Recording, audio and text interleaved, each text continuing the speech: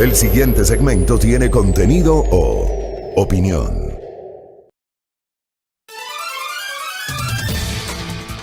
Muy bien, 6:25. Con el mayor de los respetos y el cariño de siempre a los colegas de Diario El Universo, la nota que di lectura hace minutos está llena de imprecisiones, pero es que es una cosa impresionante, un montón de imprecisiones, le digo con todo cariño y respeto para los colegas.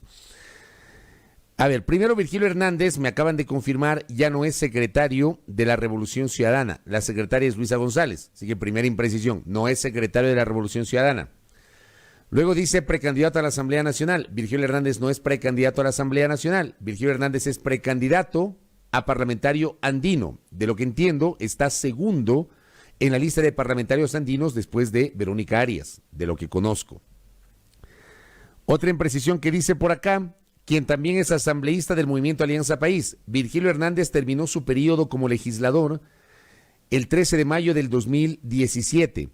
Él fue legislador, fue asambleísta constituyente en Montecristi, fue parte de la Comisión Legislativa y de Fiscalización, el mal llamado Congresillo, como algunos se denominan, fue asambleísta 2 periodos, 2013, 2009, 2013, 2013, 2017.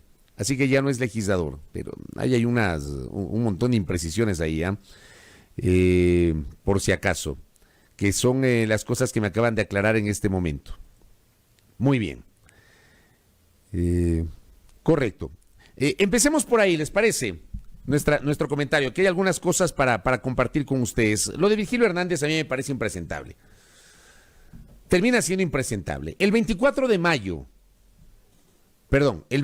diciembre pasado, tanto Virgilio Hernández cuanto la prefecta Paola Pavón y el militante de la Revolución Ciudadana Cristian González, que estuvieron detenidos durante casi 3 meses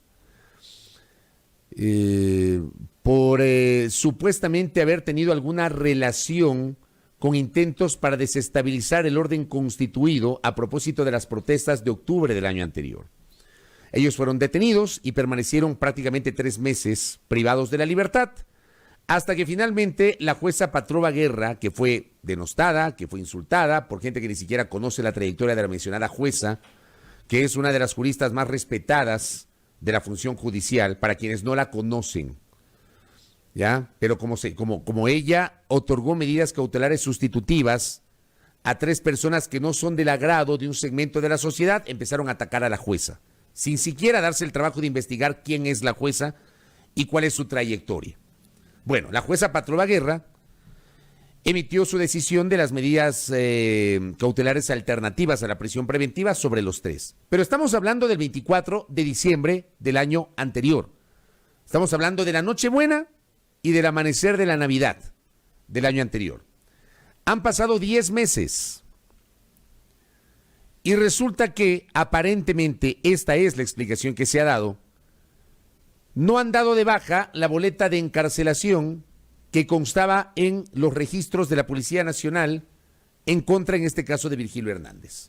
10 meses y no han actualizado el sistema. Al menos es lo que se presume ocurrió el día de ayer.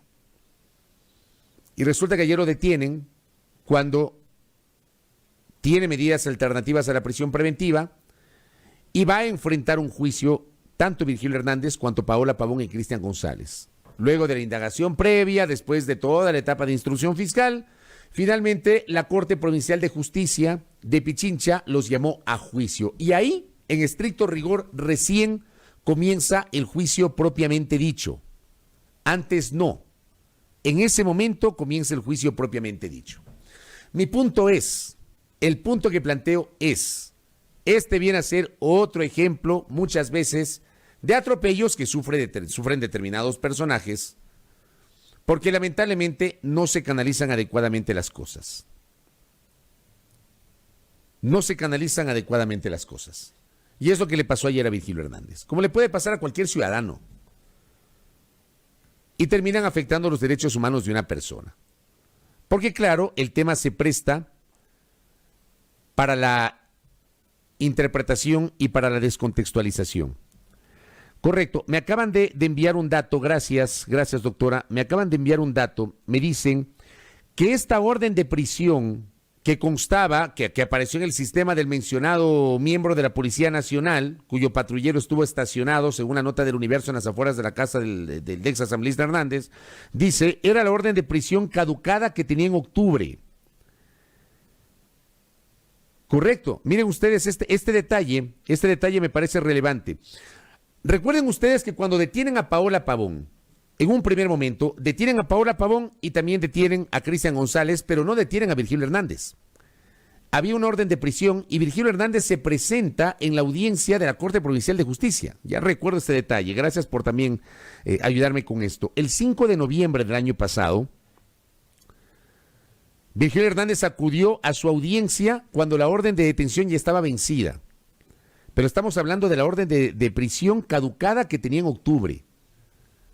O sea, no estamos hablando entonces de 10 meses, estamos hablando de un año.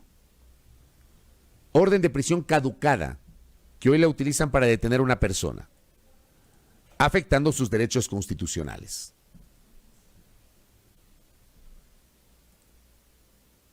Y como siempre digo, amable audiencia, aquí no se pretende tener ni la sociedad ni la justicia perfecta, pero sí que se respeten los derechos constitucionales de la gente, de todos los ciudadanos, de todos, sin distingo, de todos.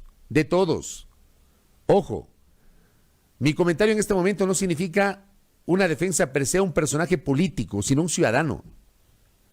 un ciudadano.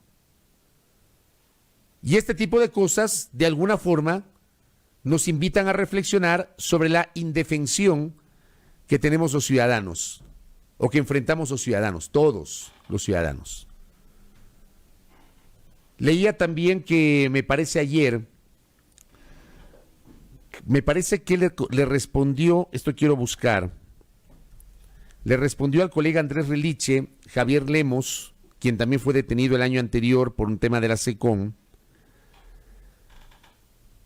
Le había respondido sobre, aquí está, le había respondido a Andrés. Andrés había posteado: la detención de Virgilio Hernández, dirigente de la Revolución Ciudadana y candidato al Parlamento andino, se debería a que la Policía Nacional no ha dado de baja de su sistema la boleta de aprehensión de octubre del año pasado, posteaba Andrés. Y Javier Lemos, quien también fue detenido por el caso SECON y finalmente fue liberado después, le responde y dice: no es raro, en mi caso demoraron un año en retirar el registro del sistema de antecedentes penales, que no debían registrarme más. Ante todo pedido de su abogado es el doctor Carlos Soria, hicieron caso omiso tanto la Judicatura cuanto la Policía Nacional. Aquí hay otro tema que me llama la atención.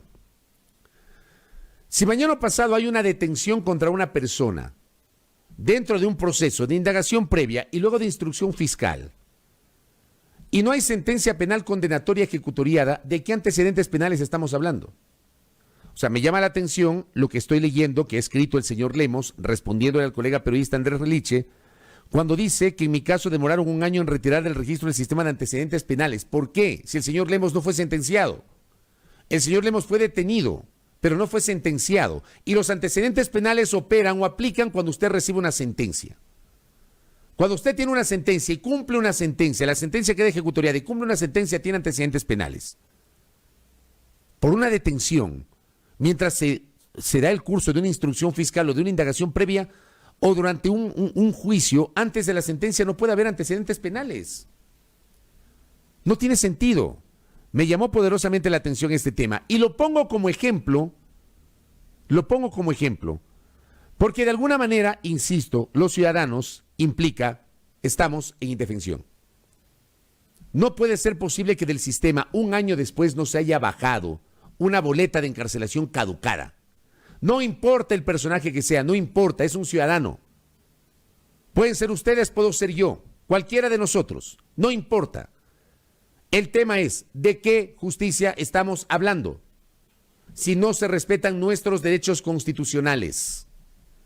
Si mañana o pasado, en el curso del proceso judicial, sobre Virgilio Hernández, sobre Paola Pavón, sobre Cristian González, se prueba que efectivamente protagonizaron o prepararon una conjura para derrocar al gobierno del presidente Moreno en octubre del año anterior, pues pruébenlo y con esas pruebas que la justicia se encargue de tomar una decisión, pero respetando el debido proceso como siempre hemos planteado en este espacio. Para todos, no solamente para los unos y no para los otros, para todos. Creo que ya es momento de que nosotros como sociedad exijamos que la justicia se maneje de modo general y no de modo particular. Que las decisiones judiciales respeten el debido proceso. Que en estos detalles, como el hecho de que todavía está vigente una boleta de encarcelación o una boleta de captura, caducada desde hace un año, caducada, ¿cómo es posible que siga constando en el sistema de la Policía Nacional y que fruto de aquello un patrullero llegue a la casa de un ciudadano a detenerlo, cuando ese ciudadano recibió medidas alternativas a la prisión preventiva? Este tipo de cosas debemos reclamar y por eso elevamos nuestra voz de protesta. Termina siendo un ciudadano, olvídense del político, un ciudadano, como cualquiera de nosotros. Ese es un tema. El otro tema, ya que hablamos de los pendientes de la justicia, aquí en este espacio recurrentemente conversamos con ustedes sobre pendientes de la Administración de Justicia, los temas que nos dejó la pandemia, algunos que se hicieron muy mediáticos, algunos que provocaron escozor, algunos que provocaron un gran ruido durante 1, 2, 3, 4, 5 días y que luego se apagaron, de los cuales ya nadie habla. Y en este espacio procuramos recordarlo recurrentemente. Lo de la pandemia que está más cerca. También es momento de preguntarnos, ¿qué pasó con determinados temas asociados a las protestas de octubre del año anterior? Y planteo algunos. Clarificaron ya la lista de fallecidos, porque está claro que había una discrepancia entre las cifras del gobierno y las cifras de la Defensoría del Pueblo.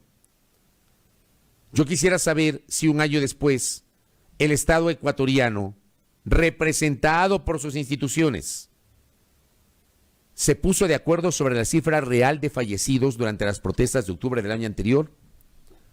¿Fueron 11 efectivamente? ¿Fueron menos como sostuvo el gobierno? ¿Cuántos fueron en realidad los fallecidos tras las protestas de octubre del año anterior? ¿Cuánto ha avanzado, si es que ha iniciado la Fiscalía en algún momento, una investigación respecto de este tema? ¿Cuánto? ¿Qué han hecho? ¿Cómo han orientado la investigación si es que la iniciaron? Es más, hago esta pregunta pública. ¿Iniciaron alguna investigación? ¿Iniciaron una indagación previa? ¿En qué fase se encuentra? A mí me encantaría saber cuál es la lista real de fallecidos producto de las protestas de octubre. Porque se hizo una gran polémica respecto de las diferencias entre las cifras presentadas por la Defensoría del Pueblo y la postura del Ministerio de Gobierno. El gobierno además desconoció y criticó informes de organismos internacionales como la Comisión Interamericana de los Derechos Humanos y la Organización de las Naciones Unidas. En este país, la CIDH o las Naciones Unidas sirven cuando les interesa. Pasó antes y pasa hoy. Se denosta la CIDH cuando falla en contra de los intereses de ciertos personajes. Se aplaude a la CIDH cuando les da la razón. Lo mismo pasa con Naciones Unidas. El año pasado el gobierno del presidente Moreno criticó duramente estos instrumentos generados por dos organismos internacionales, la CIDH y la Organización de las Naciones Unidas. ¿Qué pasó con aquello? ¿En qué quedó?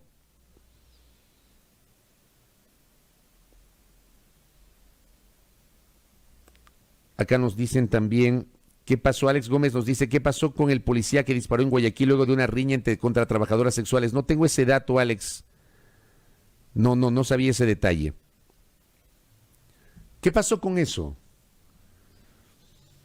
¿Qué pasó con el seguimiento sobre las víctimas? No me refiero a los fallecidos, sino a los heridos.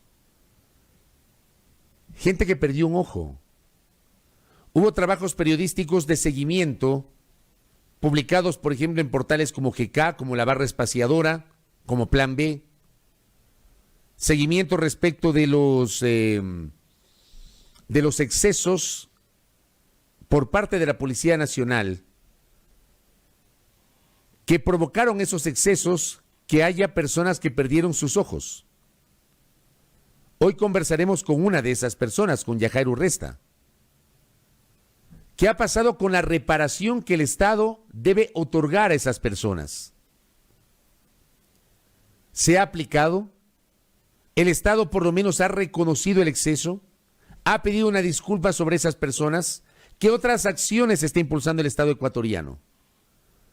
O como siempre, que es la típica, ¿no? El Estado ecuatoriano hace mutis camino al foro, esperamos sentados los ciudadanos, pasan los gobiernos, porque los gobiernos duran 4 años, y resulta que después de 8, 9, 10, 15 años, el sistema interamericano de los derechos humanos falla en contra del Estado ecuatoriano. Y resulta que el Estado tiene que indemnizar a los afectados. Y hay un montón de ejemplos en los cuales Ecuador ha sido sentenciado por no cumplir con los derechos constitucionales y los derechos humanos.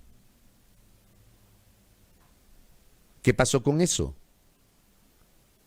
Yo sí quiero saber si el Estado ecuatoriano en este año transcurrido va a reparar a las personas que fueron afectadas por la represión. Y ojo, el año pasado, para los que piensan que uno solo opina de un lado,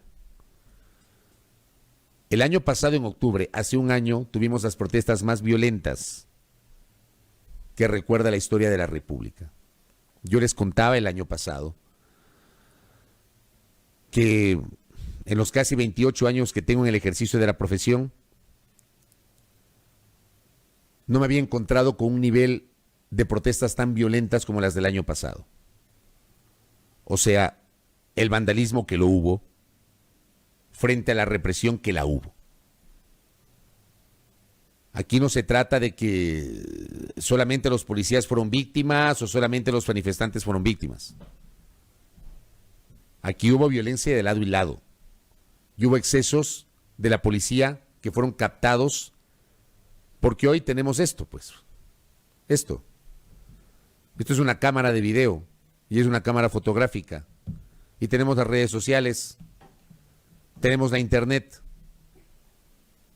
Yo, por ejemplo, tengo en la memoria, tengo en la retina a un manifestante, más allá de que haya sido no responsable, no tengo idea de cuál fue el papel por el cual arremetieron así contra este manifestante.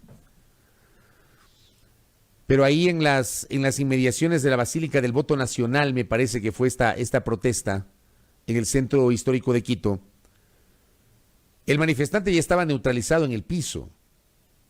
Le caen 6 policías a patadas. Pero de esos excesos nadie habla. Nadie habla de los excesos de los miembros de la policía contra 2 fotoperiodistas en el centro histórico de Quito. Me parece que fue el 3 de octubre. 2 o 3 de octubre. Nadie habla de eso. Nadie habla. Como tampoco hay sectores que reconocen que hubo vandalismo por parte de manifestantes. Que estoy convencido que no fueron los indígenas. Porque las manifestaciones de los indígenas no son así. Yo he cubierto N cantidad de protestas de los indígenas a lo largo de mi vida periodística, siendo reportero de calle.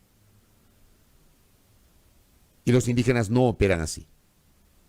Pero se la tomaron con los indígenas. Hubo excesos también de los indígenas en otro espacio, por ejemplo, en la Casa de la Cultura. En el ágora de la Casa de la Cultura cuando retuvieron periodistas. Ojo, digo retención, no digo secuestro, digo retención. No secuestro, que no es lo mismo. Hubo una agresión a un colega periodista, al colega Freddy Paredes. Hubo una salvaje agresión contra Freddy.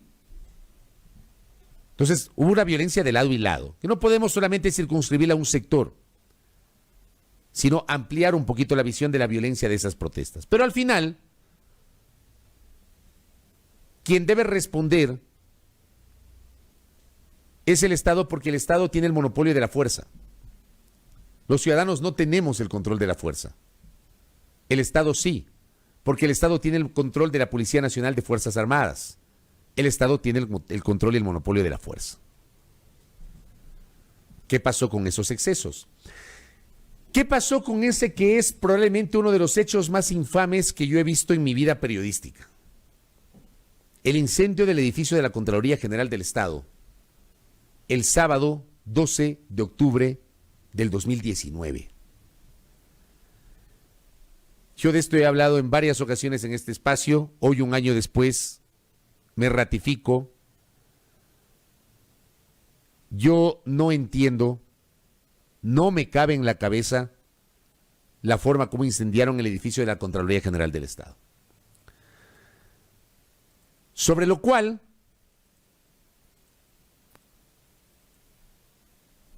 hay una serie de conjeturas.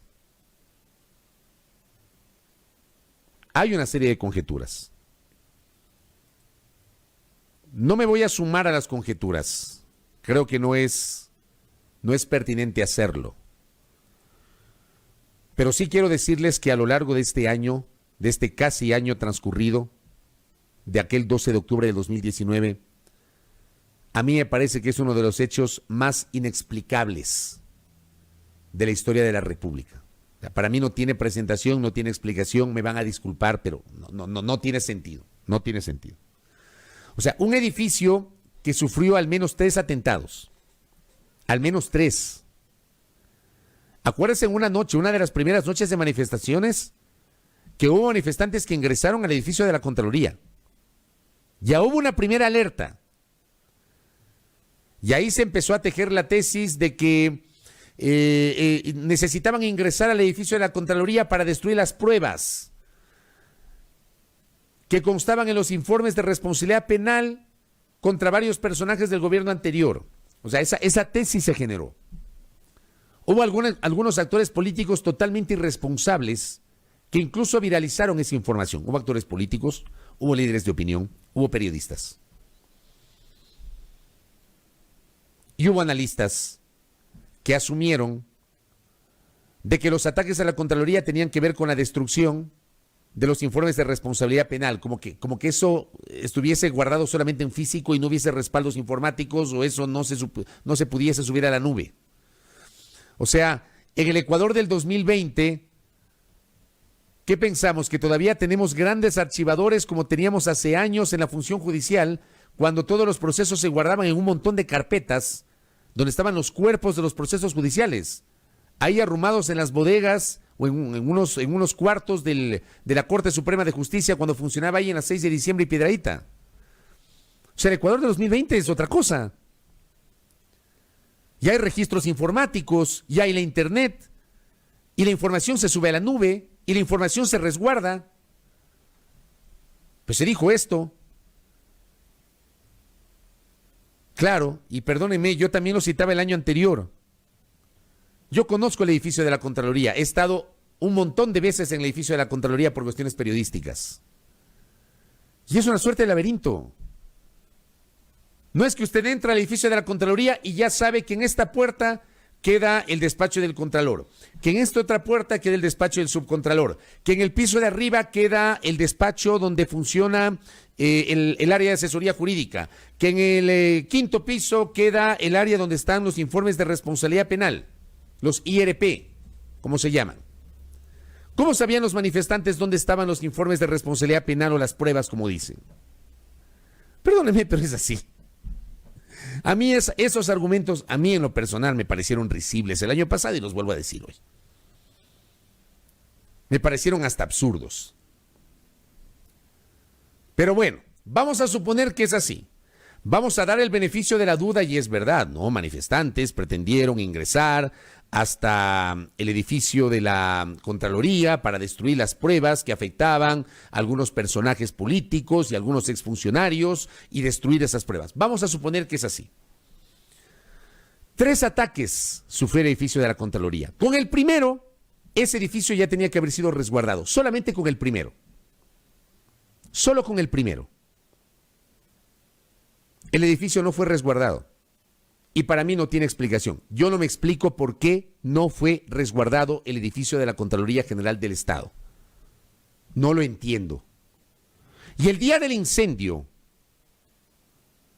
porque resulta que en esas horas o en esos días hubo el ingreso de manifestantes al edificio de la Asamblea Nacional, que incluso yo recuerdo que los amigos, los panas de la querida Radio La Calle transmitieron en vivo porque ellos tenían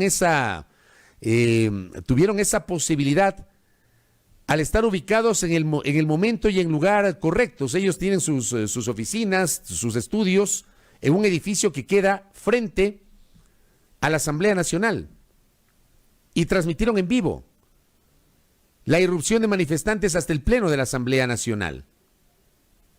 Y fruto de eso, la Asamblea Nacional estuvo resguardada por policías y por militares. O sea, perdónenme, pero a mí no me cabe que resguarden el edificio de la Asamblea y no el edificio de la Contraloría que está al frente. Es cruzando la calle, al frente. Para quienes no conocen la capital y no conocen la Asamblea Nacional, déjenme contarles que la Asamblea y la Contraloría son edificios que están frente con frente. Usted llega a la Contraloría, cruza la calle y ya está en la Asamblea Nacional. Frente con frente. Entonces, si el edificio de la Contraloría, el edificio de la Asamblea Nacional está resguardado, fuertemente resguardado, con miembros de la Policía Nacional y miembros de Fuerzas Armadas, ¿cómo no resguardan el edificio de la Contraloría? Y después, el día que incendiaron el edificio de la Contraloría, ¿había policías en la Asamblea? ¿Cuál es el rol o la corresponsabilidad de la Policía Nacional en resguardar el edificio de la Contraloría General del Estado?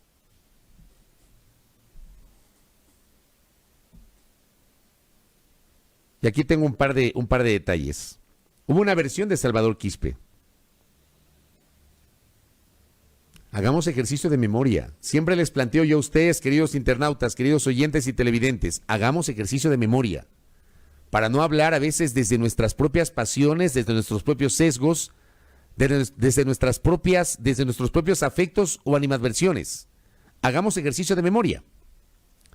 El año pasado, Salvador Quispe, el ex prefecto de la provincia de Zamora Chinchipe e integrante del movimiento indígena, hizo una declaración en el sentido de que el incendio de la Contraloría fue provocado por militares y policías vestidos de civiles. No lo digo yo, lo dijo Salvador Quispe, por si acaso. No lo digo yo. Y traigo a colación, justamente me envían esto, este detalle que me parece interesante. Hay una versión además del exfuncionario de la Contraloría, Alejandro Rodas, sobre la supuesta corresponsabilidad de autoridades de la Contraloría. Habla de una responsabilidad directa del Contralor. No lo digo yo, lo dijo Alejandro Rodas. Y según Carlos Poveda, abogado de los procesados por ese caso, hubo una orden de los bomberos de dejar de atender ese incendio para trasladarse al que estaba ocurriendo en la parte posterior del edificio de Teleamazonas. Gracias, contertulio, por esa información. Son datos muy interesantes el que me envían. Por acá también Peinadito Benavides, que se suma a esta charla. Una charla con ustedes, ¿no? Me dice, recuerda que el incendio de la Contraloría se produjo ya declarado el estado de excepción cuando Fuerzas Armadas tenían potestad del control de las calles. Así fue. La protesta inicia el 3 y 9 días después incendiaron la Contraloría inexplicable. Como en otros casos, se lanzaron la pelota entre Fuerzas Armadas y policía. Igualito que lo sucedido con el secuestro y asesinato del equipo periodístico del Comercio. ¿Qué pasó con esto? Y el edificio de la Contraloría está ahí. Un año tienen el edificio así. No lo han demolido. No sé qué va a pasar. ¿Van a aplicar o no el seguro? Entiendo que es un edificio asegurado. ¿Qué van a hacer con ese edificio? Ya nadie se pregunta qué pasó con el incendio de la Contraloría. Iniciaron unos procesamientos judiciales y nadie se acuerda. Nadie se acuerda de esos procesamientos judiciales. Nadie. Claro, y aquí hay una reflexión interesante de Giovanni Vidal. Dice, dejan de proteger la Contraloría que es del Estado para proteger un canal de televisión. O sea, creo que había que proteger los dos edificios. Y me imagino yo que había personal. No creo que solamente una motobomba había, ¿no? Creo que hay varias motobombas para trasladarlas, para que las unas se queden en Contraloría y las otras trasladarlas a Teleamazonas. Este es uno de los temas sobre los cuales en lo personal, perdónenme, aquí no se trata, y me permito discrepar con el buen amigo Byron Moya, a quien no tengo el gusto de conocerle, pero le agradezco porque siempre me escucha, discrepa pero me escucha y siempre ha sido respetuoso con quien le habla, con quien les habla. Aquí no se trata de echar leña al fuego, en lo absoluto. Pero ¿sabe qué, Byron? Y permítame dirigirme a usted con todo respeto. Este país adolece de un grave problema, que es la memoria corta. En el Ecuador nos ganan las coyunturas de un día para el otro. Y nos olvidamos. Entonces hay cosas que quedan ahí, flotando, sobre las cuales se hace gran ruido.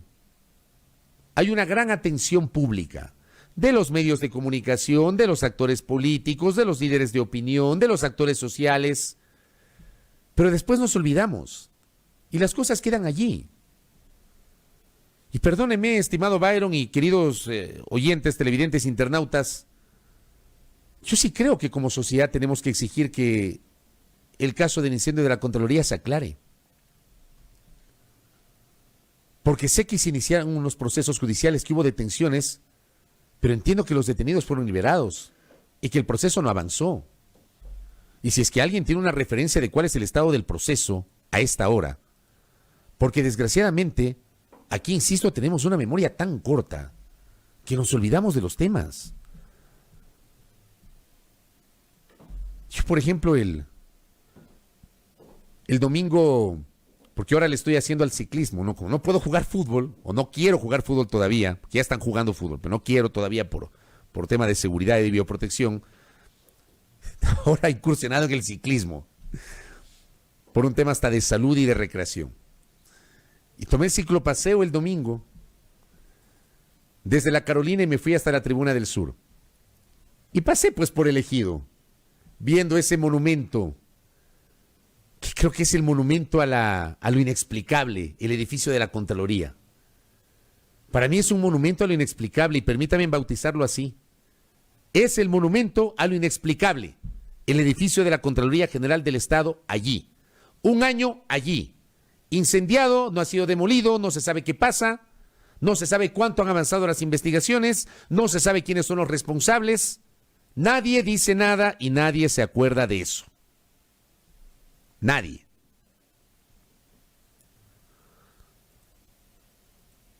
Andrés también me recuerda, gracias Andrés Reliche, otro suceso extraño que nunca se aclaró fue un Battle Royale. O sea, hay me acuerdo. No sé si ustedes recuerdan esas imágenes que se viralizaron de policías y de militares agrediéndose en el centro de Guayaquil. ¿Se acuerdan esas imágenes? Policías y militares ahí agrediéndose. Y ya nadie se acuerda de eso. Hubo información extraoficial, hubo algunos rumores de que supuestamente los militares habían capturado a 2 policías infiltrados, lo cual nunca se aclaró. Nunca se aclaró. O sea, me van a disculpar, pero este tipo de cosas no pueden quedarse en el aire. No pueden quedarse en el aire. Pero aquí somos tan coyunturales que nos olvidamos. Y este es el principal problema, la memoria corta que tenemos los ciudadanos. Cuando hago este tipo de comentarios, créanme, procuro apelar a la memoria sin pretender, como yo les he dicho siempre, sin pretender ser dueño de la verdad, porque no lo soy ni pretendo serlo. Apenas doy un punto de vista que ustedes, en su legítimo derecho, pueden compartirlo, pueden suscribirlo o pueden discrepar. Al final, cada uno tiene una valoración y seguramente tendrá una valoración. Yo procuro argumentar mis posiciones aunque pueda estar equivocado. pero procuro dar mis argumentos. No pretendo tampoco decirles que lo mío es la verdad absoluta, porque es mi verdad, la mía. La de muchos de ustedes es seguramente distinta. La de algunos de ustedes será distinta a la que les digo. Yo les doy mi punto de vista. Y utilizo estos micrófonos y esta gran oportunidad que tengo en este medio de comunicación al que tanto quiero, para con ese mismo sentido común, respetando siempre, argumentando siempre, decirles lo que yo pienso. Y por eso acabo de bautizar a ese edificio de la Contraloría como el monumento a lo inexplicable, hasta que lo derroquen y hasta que reconstruyan el edificio. Saludos, Huguito Mejía, que también nos está sintonizando. Abrazos allá a los amigos del aeropuerto. Muy bien.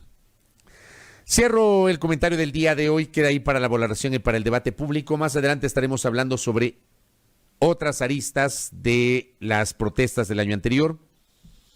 Estará con nosotros Yajauro Resta, quien fue una víctima, perdió uno de sus ojos. En su momento la tuvimos en este espacio.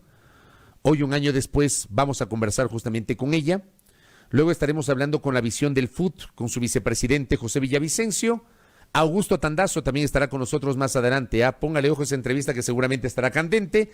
Y antes, tras la pausa, estaremos dialogando con el señor ministro de Inclusión Económica y Social, Vicente Andrés Tallano. Aquí en A Primera Hora. Gracias por su sintonía. Muy interesante visualización a esta hora de la mañana. 7:01.